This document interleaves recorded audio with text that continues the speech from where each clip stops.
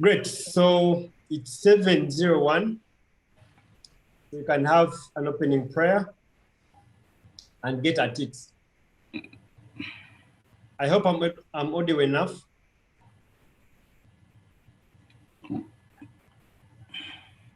Am I audible enough? Yes, you are. Great. Heavenly Father, thank you for this morning. We thank you for the gift of life. We thank you for your faithfulness. Thank you for being with us, Lord my God. Thank you for blessing us and our families. Thank you for blessing the works of our hands. Thank you for our businesses, our country, Uganda, and the world. We pray that you use me as a vessel to speak to us, help us understand, give us clarity, but above all, help us implement. I thank you, I believe you, and I trust in your name. In Jesus' name I pray and believe. Amen.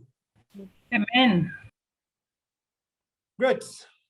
So today we're going to talk about our clients' referral management approaches. First, my name is Jonan Kandwanaho, and I'm the team leader at Jonan Holdings Limited, and we trade in money. So we lend money, we provide financial relief in emergent and non-emergent situations. That's what we do. So what informed the choice of this topic is that much of our business depends on referrals.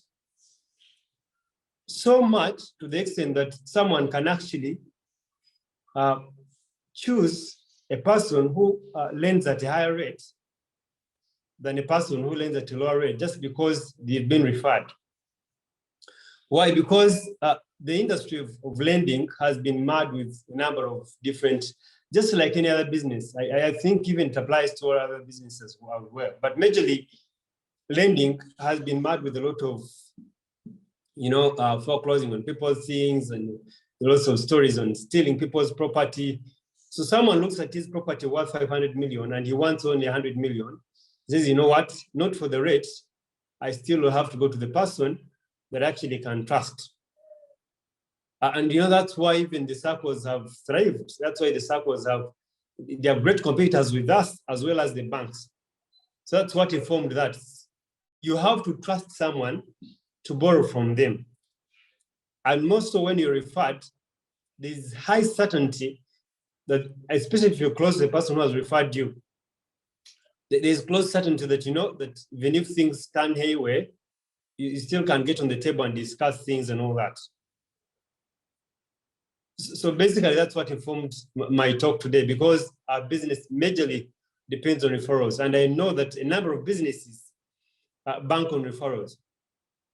As a matter of fact, you spend more than twice, the amount of money on a new client than you'd spend on the return client.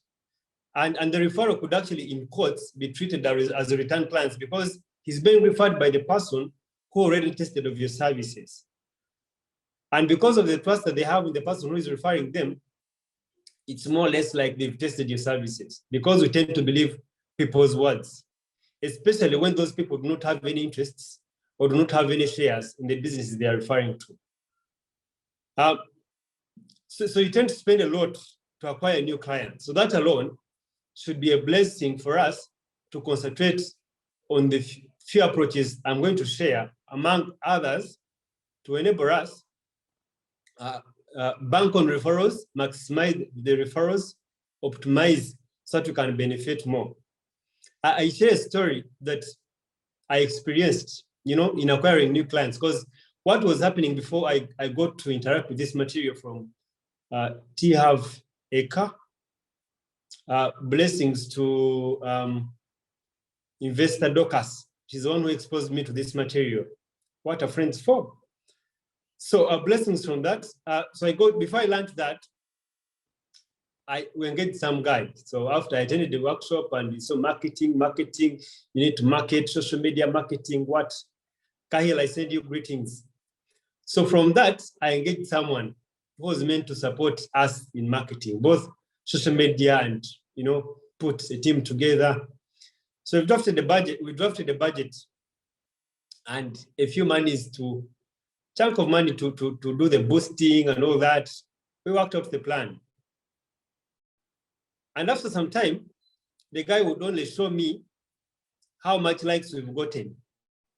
Then he shows me how much engagement you have gotten. Then I tell him, man, this is the much you are spending on this thing. We have read from the word God that, we are going to have clients trickle in. But now, you're only showing me engagements, you're showing me the likes on our social media, but it's not translating to any business. Can we point at any new clients at least to say that, because we have from our system, we have where we capture where the person came to know about us. And almost none was coming from that end. So I left confused and we had to actually halt the whole project. So I tested on the issues concerning acquiring new clients. And that's when I dived into this material of, how to bank on the referrals. And there are two approaches. The first approach is the front end. The front end is the one that I shared before. Approaching the clients, acquiring new clients, getting them on board. Basically, it's marketing to acquire new clients. And in doing this, you have to do a number of things because you have a number of people that you're competing with. For example, in the lending industry, we are competing for about 1.9% of Uganda's population. The ones who are bankable, the ones who have the financial capacity, the ones who have the collaterals, whose financial statements are good. It's about 1.9%. And you see, you're competing on this population with the banks, you're competing with microfinance institutions, you're competing. And some of these have way lower rates than you do. So under the approach of front end, you have to get innovative. And this could apply to any other business.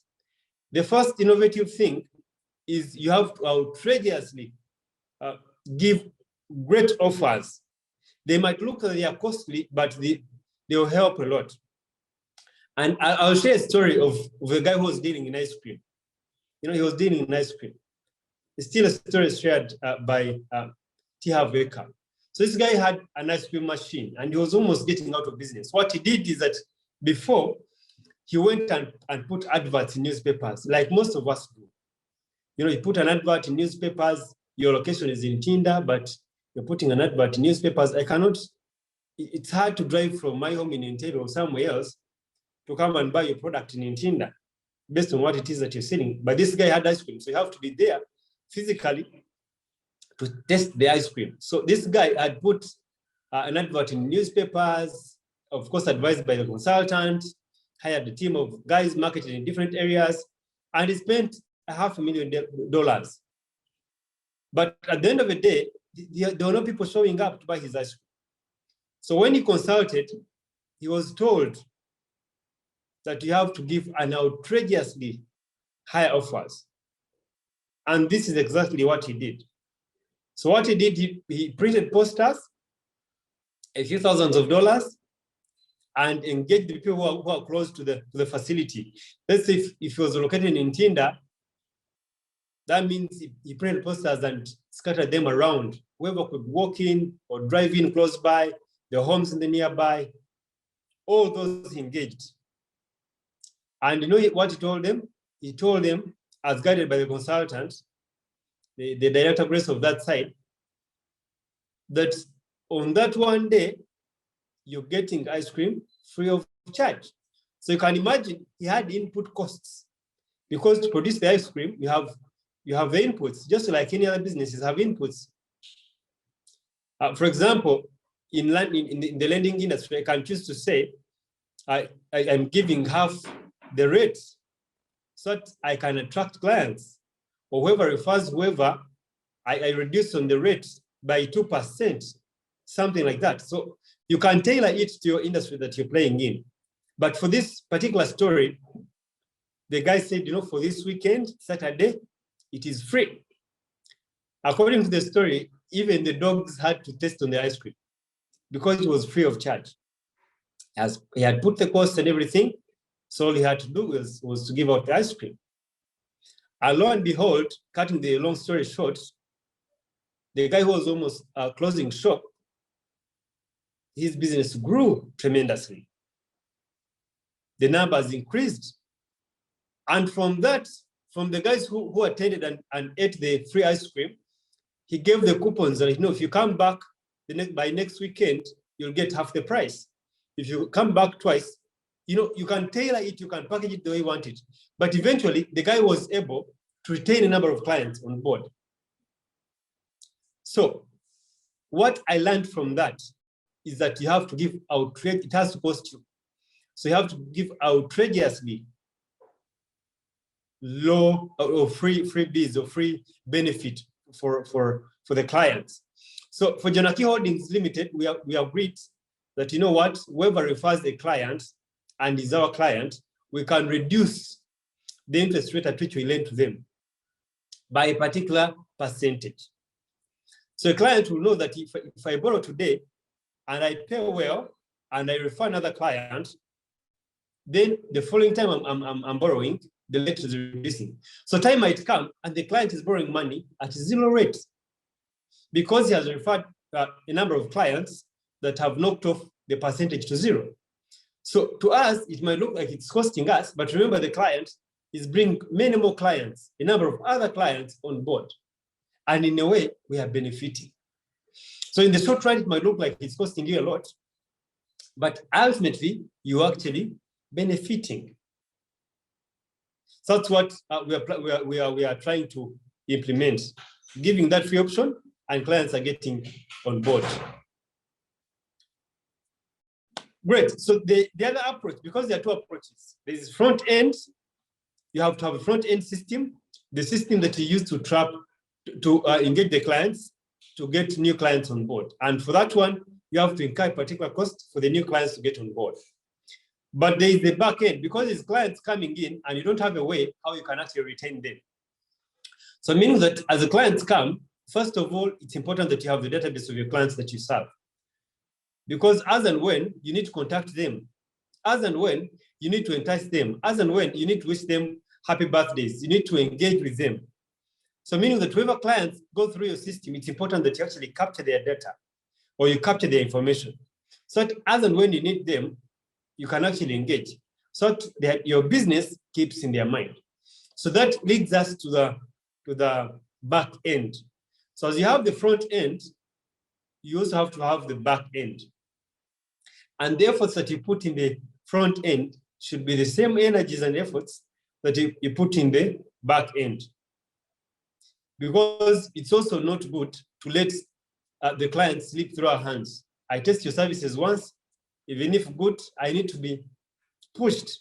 There has to be a need, or you have to create need or alert me that, I still exist.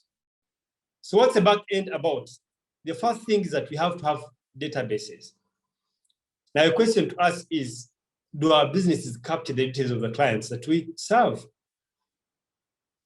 You can imagine, for example, if I had a boutique and the clients that come to buy from me, if they don't mind, because they're clients who mind, if they don't mind, for those who don't buy online, because for online it's easy, you can get their contacts, you charge, send them different designs and all that.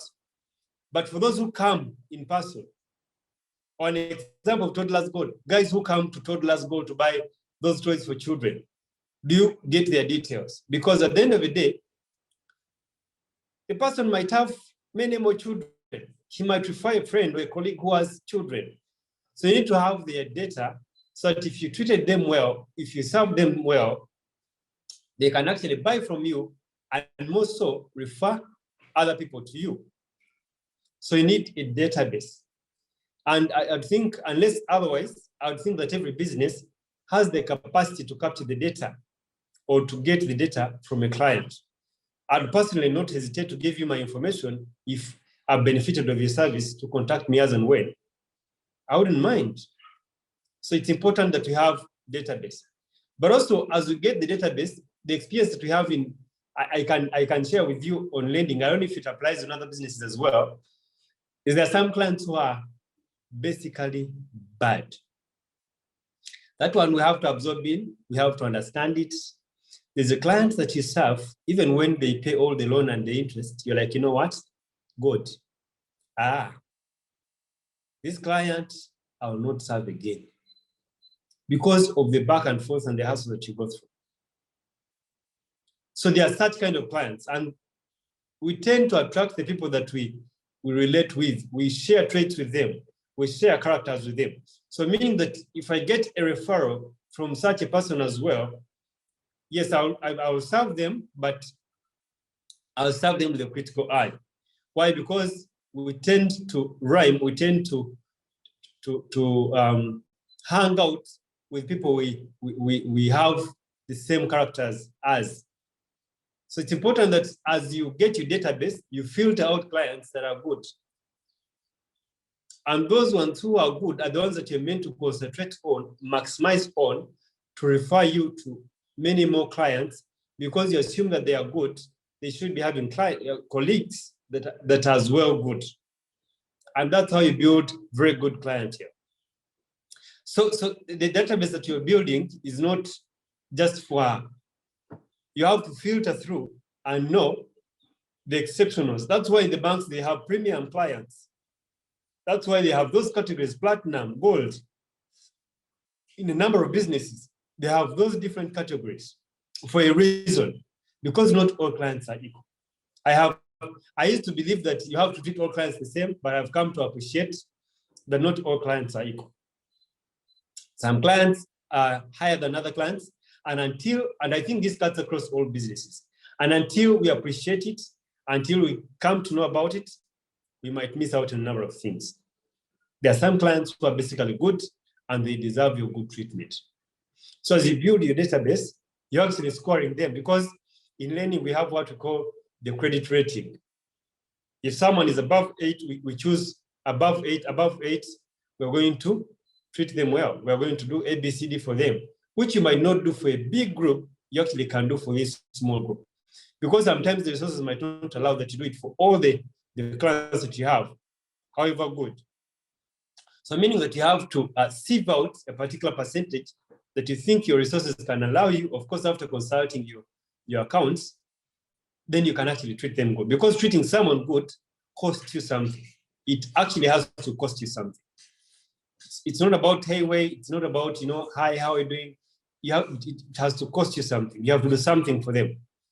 So meaning that you have to consult your accounts, but also you have to choose a particular creme de la creme that you're choosing to treat well, so that as well you trace the lower category to get that upper cream. So as you build the database, it's important that you filter out that kind of bracket of people that you'd wish to serve as and when. The very, very finally, because I want to close it up at 7:21 so that we can have a few interactions. I know they're experts in marketing here on the call, so they can as well supplement. But I found this one interesting. So the other one is, after that, you, the person who has birthed this idea, or who is actually spearheading this idea, you could be the MD, or you could be the team leader, you could be the CEO, and you might not involve yourself all a lot. So what we have to do is that we have to incorporate the front end and the back end in the system. So that if Dorcas comes, she's aware that some things are done A, B, C, D. There has to be a system on how you filter the clients, for example. There has to be a system on how you get back to the clients, for example. Perhaps wishing them birthday, it has to be automated, because we have human errors. Sometimes we forget. So we are blessed with systems that can actually help us automate some of the things. Meaning that even if you're not there personally, even if you're not the one implementing, you have the assumption, or it is easy for the staff who is manning it to implement it. So it has to be easy enough for actually almost anyone else to implement. So that in your absentia, it is actually transferable. And then it rolls out to be a culture of the institution. And that's how we can actually maximize on the referrals. That's how we can maximize on the referrals. Of course, one of the ways, there could be a number of ways, but this is one of the best ways I've come across. Perhaps there are a number of them I've not interacted with, but they're one of the best ways I've interacted with that we can maximize on the referrals. And remember that you incur less costs to interest someone who already knows of your service, or who has a colleague who knows of your service, and getting a really new client. And if you have no modality on how to retain the new client, he will still slip through your hands. And then you'll have to incur another budget. You'll have to incur another budget to get any other clients who is actually new. And yet, because you're not retaining the clients and you're not capturing the leads that they are leading you to as referrals. The instance of automation is that it is consistent, it is steady, and then you can bank on it that it can actually support your growth. So that's what I had on my heart, and we are trying to implement. It is not a hearsay.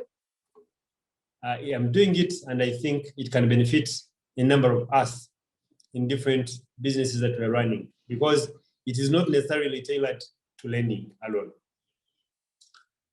So, Noto Tugambo Tutono, I'd like to invite anyone who has a question or who would like to supplement this discussion to raise the hand and then supplement. Thank you guys for listening.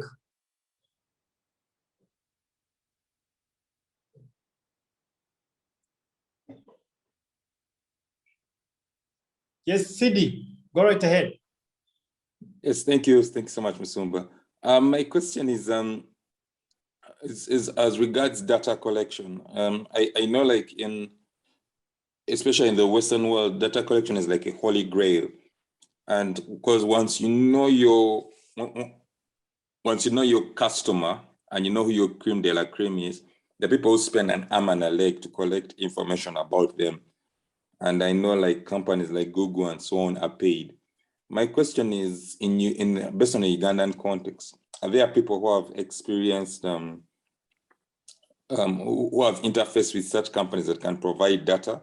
Because like how you talked about how it is important to collect data, and if they can give us examples, or if you can give us examples, if you have, of companies that we can use or to collect data, other than the traditional way from our existing customers. All right, thank you so much. Let me first answer that. Thank you so much, Bishop. Bishop, that title is in quotes, boss. All right, thank you so much. Investor City.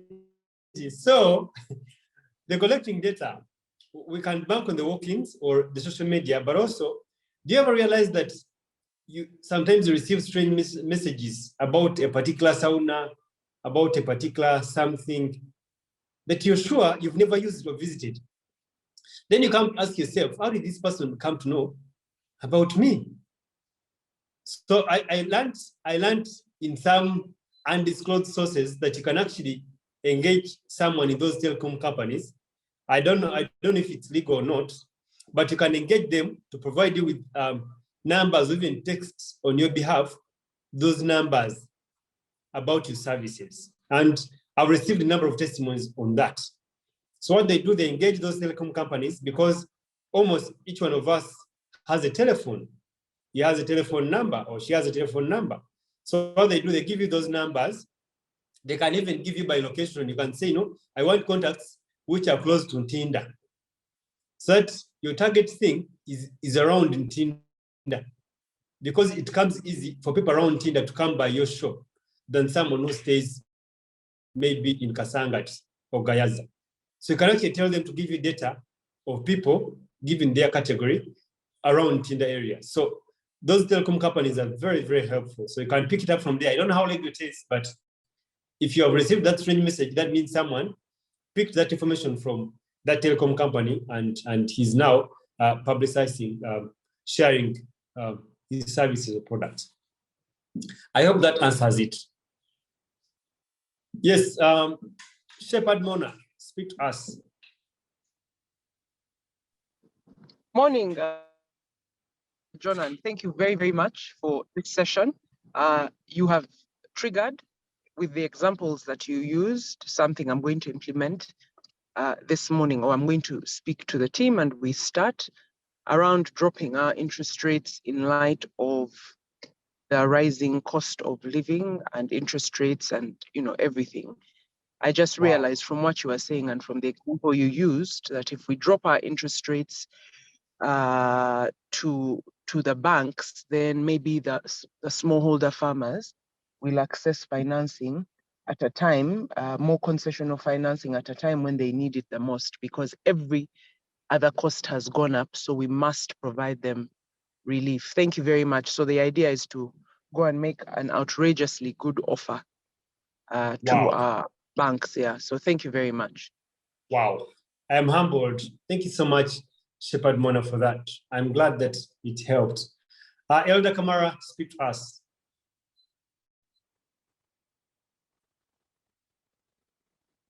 Thank you very much, Jonan. Very good presentation. And maybe I know you sent greetings to Patricia Cahill, but herself and myself are in the same industry. You talked about building a referral system and how you ditched the social media plan. And I think maybe to use the example of worship, where most of us go, there is the celebration, connection, and commission. I think sometimes the strategy is wrong, and then we throw out the child with the bathwater. I think also the social media strategy could have worked, but it was because the strategy was wrong. So you picked a wrong channel to use for what you wanted to do. But ultimately, from what you have said, is that whether it is a referral system, whether it is getting clients, there needs to be investment that is made, and based on the product or the service that we are selling, you need to invest that money in order to see it coming back. And the lie here is that social media is free and it is instant. And that I think that to everyone who is here, not to throw away their plans if they want to go the social media route, but to assess on what the impact would be and see whether there is a valuable return on investment. I just came in to defend Patricia Cahill and inadvertently also speak for us who are in the business of helping you to get known, loved, and trusted. Thank you. Wow. Thank you, Elder Kamara. I think that sheds light. I think perhaps the person who was supporting, I don't know, but I think I'll engage Nomad and say it was, but social media I think is good based on that clarity. Aki Abaho, speak to us. Good morning and thank you, Investor Jonan. I just wanted to ask about the client scoring. Could you please speak a little more into that? How do you score your clients? Are there tools that you use? Yeah, just how do you do the client scoring? Thank you so much, Aki. So we have a system that we use where we capture our data, our information of the clients. We also scan the loan forms, the agreements. We put them in the virtual, we scan them and put them on the system. So what happens is that when a new client comes on board, we give them a 10. So that's the maximum they can get. So we trust that they are good clients. So we give them a 10. So when a client pays properly and pays well, that means they are consistently going to keep at 10. If the client grudgingly pays, he will drop down to 9.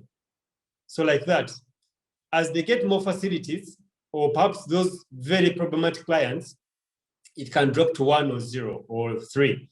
So in a way, from our system, you can pick that kind of a category of clients that are at 9 and above, or 8 and above, or 7 and above. So it comes easy. It's a system that we use, and that's how we capture it. But it's important that we put a 10 or 100 on a client. As and when you interact with the client, you can come to automatically know that, I think a 10 was a high, I trusted a lot. Now, I think it should be at 8, of course, with a lot of justifications. But for us, we are helped by the system based on how the client pays, sometimes the referrals they make, but majorly on how they actually pay and how they communicate. Because failing to pay is not the challenge, but how you communicate, how you walk through it is the whole game changer. Because all of us can get challenges here and there and maybe fail to pay in time and all that, but how you engage along the way, as well as a kind of person that you're actually dealing with and how they communicate. So that's how we rank our clients. But you could rank differently in the different industries that you're playing in. So Patricia Cahill, speak to us. Perhaps you should engage services of Nomad at a particular point and see how it runs, but social media is still fantastic. Cahill, speak to us. Thank you, Jonan. thank you for also defending yourself, because I'd come in guns blazing. Please, don't Thank you. I'm a messenger. And thank you, Elder Kamara, for defending us. Yes. I like that Elder Kamara said it's a strategy thing. One of the things that I have learned in this industry is, first, the business owners don't know what they want. Second, and because they have heard that it's working for someone else, they think it would work for them. So you get on social media without analyzing what you want to gain out of the platforms. So most people get on social media with no idea on what exactly they should get out. What is the return that you want to get out of that place? That's the first. That's one of the things I wanted to add on what Elder Kamala said. On the other thing about the numbers, and I think Chairman Sidi asked about numbers. One of the things that I've come to learn in this industry for the last 10 years is I've noticed, have you seen those books that we write in our numbers and sometimes emailed on entrances to offices? Have you ever asked yourself what those numbers are going to be used for? So I know a young man who goes to all those buildings and buys those books and then curates them according to a building entry. So if you entered NSSF, you're a certain client for someone who actually is targeting either NSSF visitors or something like that. So he creates them like that and then has a database, and then he sends messages to those different people. So if you gauge your clientele that you want, he will just say, this book was for NSSF, so I think these numbers from here would work for you. So that is how some of our numbers end up in this kind of messaging or SMSing work. So that's what I wanted to add on. Yeah, back to you. That's a game changer.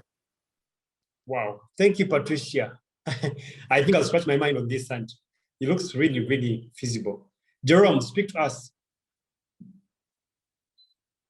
I see time is fast spent, but quickly, what data helps us with is to keep close tabs, on our customers or clientele, because customers evolve over time. Now, with the data, you're able to get different hits, different seasons, how the customer is adapting or evolving. In terms of preference, or so you're able to now to adopt your strategy based on how the trends are, for the customer within the year. There are off seasons, on seasons, so you're able to capture that. Now, data is available. Companies like, let's say, Euromonitor, SC Nielsen, Kantar, Statistica, there are so many. Some is expensive though, okay? So, but you're able to capture this, at the level, let's say we are at now. Where we get it wrong most times is if we don't understand how our customer, how they are and how they act, then we'll use a wrong model to be able to reach to them. You go for the socials, but actually they're probably above 60 or above 50. There's so much on the socials. No. So to understand who your customer is and their patterns helps you to zero down on them in terms of how you're able to pick up on them at whatever place they are at, because you know what they like and how they act, and yeah. Thank you. Thank you so much. I know this is your area, so surely it would have been unfair for us to end without you speaking to us. Yeah, I see our time is fast spent, 7:35. So I speak a blessing over us. Go out there and bless communities. Go out there and make money. Don't be a martyr. Go out there and impact people and the clients that you serve. And go out there and bank on the referrals, maximize on them, treat good clients well, and also the bad clients, encourage them to get better. Go out there and bless God's people, but above all, to the glory of our Lord. I pray and believe. Amen.